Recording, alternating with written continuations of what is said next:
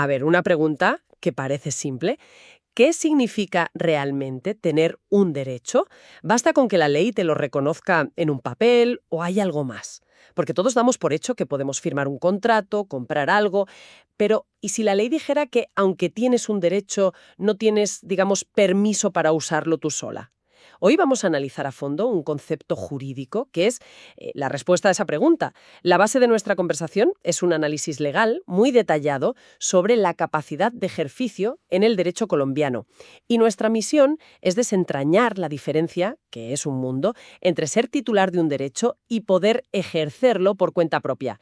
¿Y por qué esa diferencia? Bueno, lo cambia todo. Lo cambia absolutamente todo.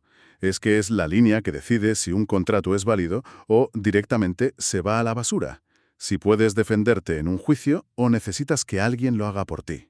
Y lo más importante, es el mecanismo que usa la ley para proteger a las personas sin, y esto es clave, sin anularlas. Hoy veremos qué es, por qué se limita y cómo nos afecta a todos en el día a día, aunque ni nos demos cuenta.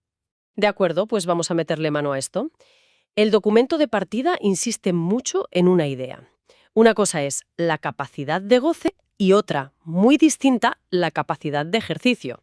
Ya por el nombre suenan diferentes, pero expliquemos bien qué es cada una porque parece la piedra angular de todo el asunto. Que lo es. Es la distinción fundamental, la estructural. La capacidad de goce, según el texto que manejamos, es la aptitud para ser titular de derechos. La tienes por el simple hecho de ser una persona. Un recién nacido, a los 5 minutos de vida, ya tiene plena capacidad de goce. Puede heredar una fortuna, ser dueño de un edificio. Vale, para. Un bebé puede ser dueño de un rascacielos. Entendido. Es un concepto como pasivo, ¿no? El derecho te reconoce como un posible contenedor de cosas, de propiedades, de derechos. Exacto. Es la capacidad de tener. Pero luego viene la capacidad de ejercicio, que es la capacidad de hacer. Es la aptitud para ejercer esos derechos y contraer obligaciones por ti mismo, sin intermediarios. Es el poder de firmar el contrato para vender ese rascacielos que has heredado. Justo. Y para eso, la ley exige algo más que existir. Exige discernimiento, voluntad, la capacidad de entender a qué te estás comprometiendo. Ojo, que ese detalle lo cambia todo. Entonces, para que nos quede claro, el gran hallazgo aquí es que la ley te reconoce como jugador en el tablero desde que naces. Sí, Pero no te deja mover tus propias fichas hasta que entiende que conoces las reglas del juego. El bebé es dueño del rascacielos, pero no puede llamar a una inmobiliaria y ponerlo a la venta. esa es la metáfora perfecta. El derecho distingue entre existir jurídicamente, que lo hacemos todos, y actuar jurídicamente, que ya requiere unas condiciones. Y esto me lleva a una duda que me surge de inmediato. Si la autonomía y la libertad son tan importantes en nuestra sociedad, ¿por qué la ley decide de repente limitar la capacidad de alguien para actuar? Suena un poco paternalista, ¿no? Como si la ley te diera un derecho con una mano y con la otra te dijera, quieto, que tú no sabes usarlo. Es una tensión real, y el análisis que tenemos entra de lleno en ella. La clave está en la intención. No es una sanción, no es un castigo. El documento lo define como una técnica jurídica de protección. La ley no te está diciendo eres menos, te está diciendo estás en una situación vulnerable y no voy a dejar que te perjudiques a ti mismo o que otros se aprovechen de ti. No es un castigo, es un escudo. Lo de escudo suena muy bien en teoría, pero en la práctica no puede ser una excusa para que las instituciones traten a la gente de forma condescendiente. Me imagino a alguien diciendo, no, esto lo firmo yo por ti, que tú no te enteras, y en el fondo le están quitando su poder de decisión. Ese escudo no se puede convertir en una jaula. Absolutamente. Y ese es el gran debate que recorre todo el análisis y la jurisprudencia más reciente. El riesgo del paternalismo excesivo es real. Por eso, el fundamento de este escudo tiene que ser muy sólido, y según el texto es constitucional. Se basa en dos pilares. Primero, la dignidad humana, que tiene esa doble cara, respetar tu autonomía, pero también protegerte cuando eres vulnerable. Y segundo, el principio de igualdad material. ¿Igualdad material?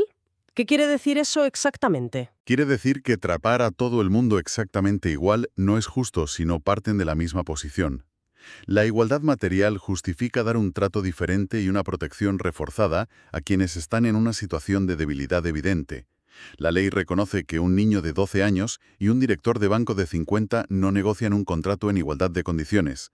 Proteger al niño es una forma de nivelar el campo de juego.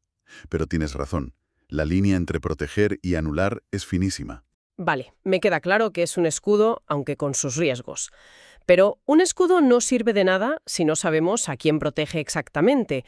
¿Cuándo se supone que ya no lo necesitamos? ¿Cuándo nos da la ley las llaves del coche para conducir nuestra vida jurídica? La regla general, la que todo el mundo conoce, es la mayoría de edad. El texto nos recuerda que en Colombia está fijada en los 18 años. A partir de ese día, se presume que tienes plena capacidad de ejercicio. Puedes firmar hipotecas, casarte, montar una empresa, ir a juicio. Eres plenamente responsable. Se presume, has dicho. Eso significa que hay excepciones. El documento habla de dos grandes grupos a los que se les limita esta capacidad. Correcto. El primer grupo es el más obvio, los menores de edad. Tienen plena capacidad de goce, como el bebé del rascacielos, pero su capacidad de ejercicio está graduada. Y aquí el sistema es más sutil de lo que parece. No es un todo o nada. El análisis esboza que hay actos que un menor puede hacer solo, como comprar un refresco. Hay otros que requieren que sus padres actúen por ellos y otros que simplemente están prohibidos. Y esto me hace pensar, a veces parece que un chaval de 17 años que ha crecido con Internet sabe más de contratos de servicios digitales que un adulto de 60. ¿No se ha quedado un poco anticuada esa línea roja de los 18 años para todo? El análisis que manejamos dice algo. Es una crítica muy pertinente, sí. La ley necesita líneas claras y los 18 es una convención práctica. Pero la jurisprudencia, como señala el documento, es cada vez más consciente de la autonomía progresiva. Reconoce que un adolescente de 16 no es igual que un niño de 8 y se le permite más decisión en asuntos personales, por ejemplo. Pero para los grandes actos patrimoniales, la línea de los 18 sigue siendo bastante rígida, por seguridad jurídica, más que nada. Entendido. ¿Y cuál es la segunda categoría de personas protegidas? Es una categoría más compleja y delicada. Se refiere a personas que, independientemente de su edad, tienen restricciones por condiciones personales. Hablamos de situaciones en las que alguien no puede expresar su voluntad de manera consciente o necesita ayuda para tomar decisiones complejas por una condición de salud mental, por ejemplo. Y aquí es vital entender el cambio de paradigma que destaca el texto. Antes se les llamaba incapaces y se les apartaba. Ahora la ley busca activar mecanismos de apoyo para que puedan seguir participando. No se anula a la persona, se le acompaña. Vale, aquí es donde se pone la cosa seria. ¿Qué pasa si se rompe la regla? Pongamos un caso práctico.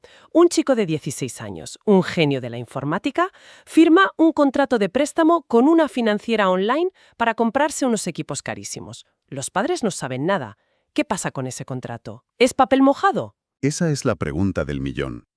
La consecuencia directa es que ese acto jurídico puede ser declarado nulo. La capacidad de ejercicio es un requisito de validez. Si falta, el acto nace, digamos, con un defecto. El análisis que manejamos es muy claro al distinguir dos tipos de botones para deshacer que tiene la ley. A ver, dos botones de deshacer. Me gusta eso. Explícamelo. Por un lado está la nulidad absoluta. Este es como el botón nuclear. Se pulsa cuando el acto va en contra del interés general. Ese acto se borra del mapa para todo el mundo. Por otro lado, y es el caso de nuestro joven informático, está la nulidad relativa. Este es más un botón de deshacer personal. ¿Personal? ¿Cómo que personal? Significa que solo puede pulsarlo la persona a la que la ley quería proteger, o sus representantes. En este caso, el chico de 16 años, a través de sus padres, podría pedirle a un juez que anule el contrato. La financiera no podría pedir la nulidad, porque la norma no está hecha para protegerla a ella. Es la vía de escape que la ley le da al más débil. Espera, entonces si el acto es nulo, ¿la financiera que le dio el préstamo al chaval simplemente pierde el dinero? ¿O puede reclamárselo a los padres? Me parece que aquí se abre una caja de Pandora. Se abre, sí. En principio, si el contrato se anula, las cosas deben volver al estado anterior, como si nunca hubiera existido. El chico tendría que devolver el dinero que no haya gastado, y la financiera se quedaría sin su contrato. La ley asume que la financiera, como profesional, debería haber verificado la edad y la capacidad de la persona. Es parte de su riesgo empresarial. De nuevo, la intención es proteger al menor, no castigar a la financiera. Entiendo. Entonces el sistema no solo pone barreras, sino que también ofrece soluciones para que estas personas puedan actuar. No es una exclusión, sino una participación, digamos, asistida. Exactamente. Y para eso existen varias figuras que el documento detalla. La más clásica es la representación legal. Los padres actúan en nombre y por cuenta de sus hijos. La voluntad del menor es, en la práctica, sustituida. Luego están otras figuras más modernas que buscan preservar más la autonomía. Por ejemplo, la asistencia, donde un consejero acompaña y aconseja, pero la decisión final la toma la persona. Un momento. ¿Qué diferencia hay en la práctica entre asistencia y los apoyos? Ese otro concepto que menciona el texto. Suenan parecido. Si mi abuelo necesita ayuda para vender un piso, en un caso alguien le coge de la mano mientras firma y en el otro le construyen una rampa para que decida solo. ¿Cómo funciona eso? Es una gran pregunta porque es donde se ve la evolución. La asistencia es más un acompañamiento formal, pero el sistema de apoyos es mucho más profundo y flexible. Es un traje a medida. Puede ser una persona de confianza que le ayude a entender los documentos, un sistema tecnológico, un equipo de personas. La clave de los apoyos, y en esto insiste mucho la jurisprudencia citada, es que el objetivo no es sustituir la voluntad de tu abuelo, sino ayudarle a formarla y a expresarla. La decisión sigue siendo suya. Después de ver la teoría, los mecanismos y las consecuencias, ¿cuál es el balance general? ¿Cómo está funcionando este sistema en la Colombia actual, según el análisis que tenemos? ¿Aprueba o suspende? Pues el análisis ofrece una visión crítica pero constructiva. Por un lado, le da un aprobado alto a la evolución teórica. Reconoce un cambio de paradigma gigantesco. Hemos pasado de un modelo que etiquetaba a la gente como incapaz, les quitaba sus derechos y básicamente los apartaba. Los invisibilizaba. Eso es, a un modelo basado en la inclusión y la protección, que busca acompañar y adaptar la capacidad a cada persona. Y las altas cortes, los grandes tribunales, han empujado en esa dirección. Han sido la locomotora de ese cambio. El texto es claro en esto. Menciona que la Corte Constitucional ha dicho 1000 veces que limitar la capacidad de alguien debe ser absolutamente excepcional. Y la Corte Suprema de Justicia, por su parte, reitera que la protección de la persona con capacidad limitada es un principio rector. O sea, en el papel y en las altas esferas, la filosofía está muy clara. En el papel. Eso suena a que en la práctica la cosa no es tan bonita.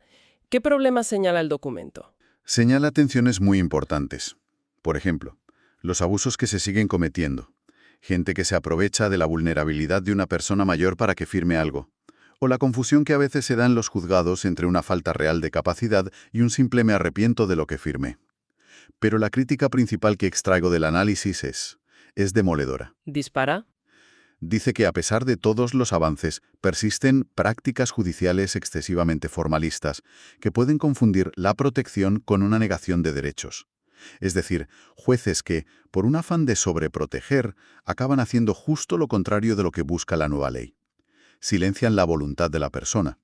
Es el riesgo que comentabas antes, que el escudo se convierta en una jaula, pero esta vez construida por el propio sistema judicial. O sea, volviendo al ejemplo, un juez podría estar tan centrado en proteger a nuestro genio informático de 16 años que ignoraría por completo su voluntad y su proyecto, aplicando la norma de la edad de forma ciega. Exactamente.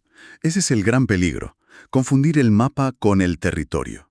La ley te da un mapa, pero el juez tiene que mirar el territorio, que es la persona real con sus deseos. En definitiva, para ir cerrando, la capacidad de ejercicio es mucho más que un concepto legal aburrido. Es el puente entre tener un derecho en abstracto en un libro y poder ejercerlo de forma válida en el mundo real. Y no es un interruptor de encendido o apagado, sino un regulador de intensidad, que la ley ajusta para equilibrar autonomía y protección. No se puede resumir mejor, es un equilibrio dinámico, y el análisis nos deja con una reflexión final muy potente. Si el objetivo ha evolucionado de excluir a acompañar, el gran desafío del sistema ahora es evitar que los propios mecanismos de protección se conviertan en la práctica en barreras. Y eso nos deja una pregunta final para reflexionar. Nos deja una pregunta que va más allá de los códigos y entra en el terreno de la ética judicial y social. Si la ley ya ha dado el paso de ver a la persona detrás de la etiqueta, ¿cómo garantizamos que todos los operadores del sistema, jueces, abogados, funcionarios, las familias, hagan lo mismo? Dicho de otro modo, ¿cómo nos aseguramos de que la red de seguridad que hemos tejido para proteger no se transforme, por miedo o por comodidad, en la jaula que les impida volar?